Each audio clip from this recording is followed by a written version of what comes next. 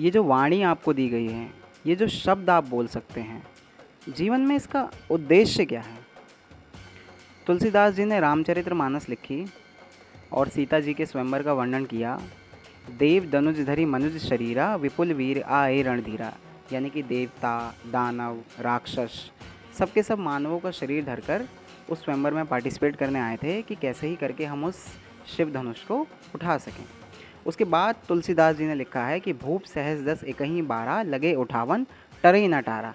यानी एक ही दिन में लगभग 10,000 राजाओं ने प्रयास किया, उसके बावजूद वो धनुष टस से मस नहीं हुआ।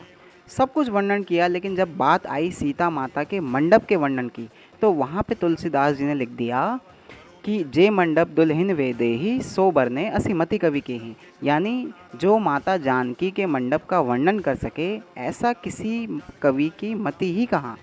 क्योंकि एक समय जब पृथ्वी के महान कवि कालिदास जी माता पार्वती और भगवान शंकर के शयन कक्ष का वर्णन करना चाहते थे, तो उस समय वो सोच ही रहे थे कि माँ सरस्वती क्रोधित हो गई।